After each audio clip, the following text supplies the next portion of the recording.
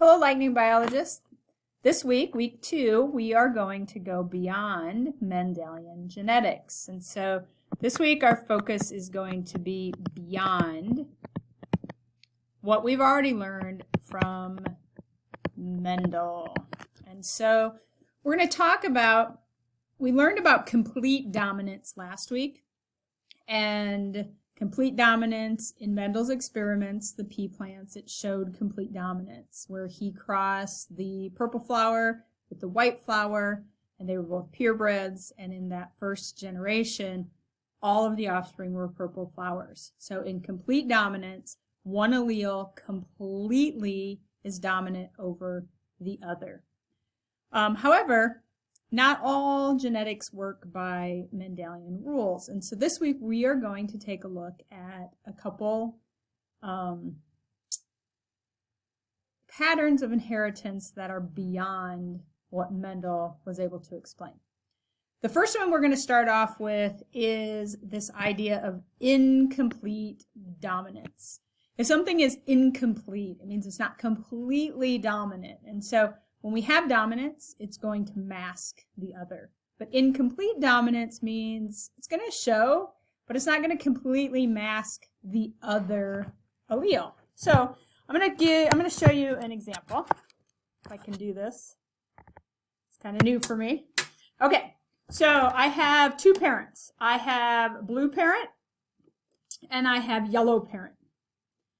And if we take blue parent and we mix it with yellow parent, if the blue parent is dominant and they're purebred, then all of their offspring would be blue.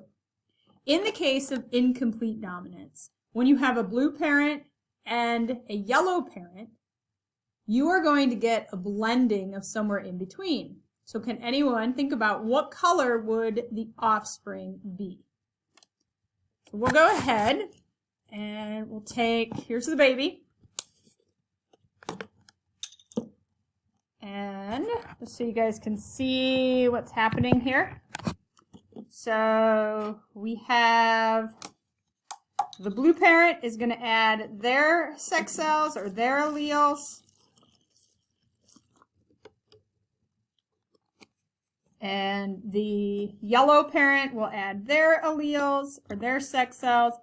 And because neither one is completely dominant over the other, as I spill it all over, we are going to get an offspring that is somewhere in the middle. That is somewhere in between the yellow parent and the blue parent. And so what we've gotten is a blending or a green offspring. This is the case of incomplete dominance, when one of the alleles is not completely dominant over the other allele. So in the case of incomplete dominance, the heterozygous is going to be an intermediate or a blending of the two homozygous blue, homozygous yellow, and their offspring is a heterozygous, so the heterozygous is going to show a phenotype somewhere in between.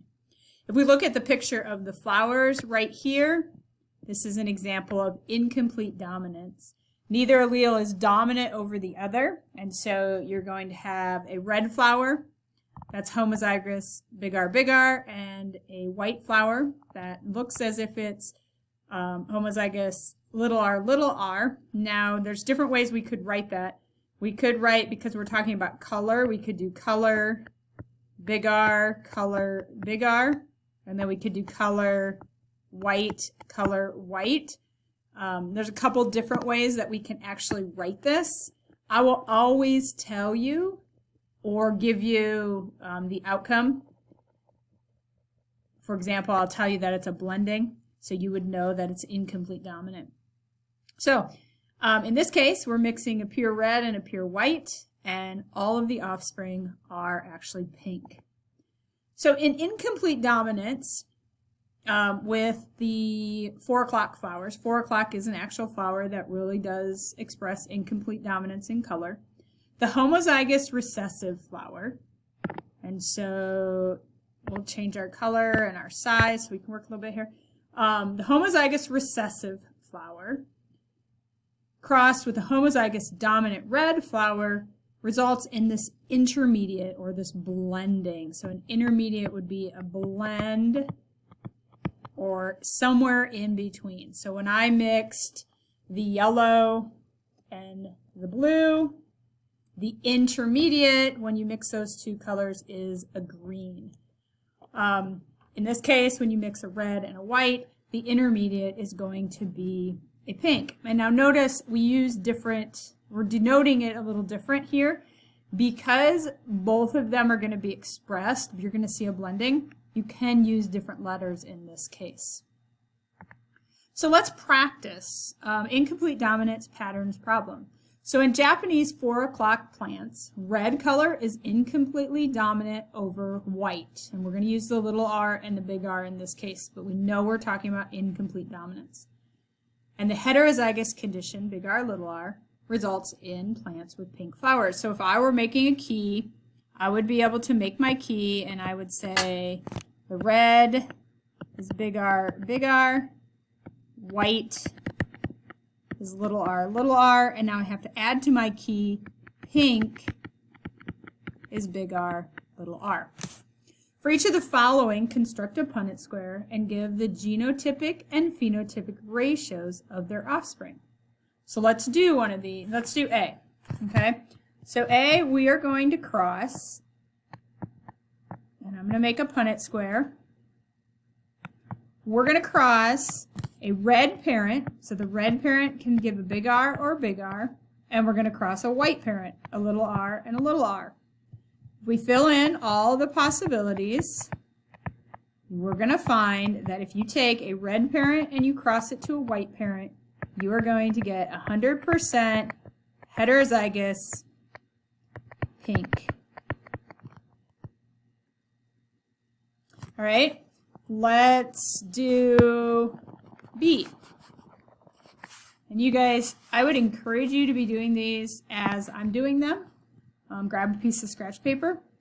So B is, I don't like that thin. B is a red plant. So red is going to be able to give 2 big R's. So big R, and a pink plant, if I go to my key, I can see it can give a big R or a lowercase r. And so they can produce big R, big R, big R, big R, big R, little r, and big R, little r. So if a red and a pink flower are crossed, they will get a 1-to-1 ratio, 50%, 50%, to 50% red, which is big R, to pink, which is big R, little r. All right, moving on. Let's go ahead. You guys go ahead and start C. In C, we're going to take, and I'll do the Punnett square. The parent is a white plant, so it's little r. And it's going to cross with a pink plant, big R, little r. And so again, we are going to see a 1-to-1 ratio. So 50% are going to be big R, little r, pink, to 50% will be little r, or white. And then the last one that's having you do is if you cross 2 pink parents. And so if we cross 2 pink parents for D, I'll draw the Punnett square. I put one parent's alleles on the top, so if it's pink, it's going to be big R or little r. The other parent is also pink, so big R, little r. It can create a red offspring. It can create a pink, another pink, and it also can make a white. And so when you cross two pink or two heterozygous, you get a 1 to 2 to 1 genotypic and phenotypic ratio. In incomplete dominance, the genotypic ratio is going to be the same as the phenotypic ratio. And so you're going to get 1 red to every 2 white. Nope, that's not true. To every 2 pink to every 1 white.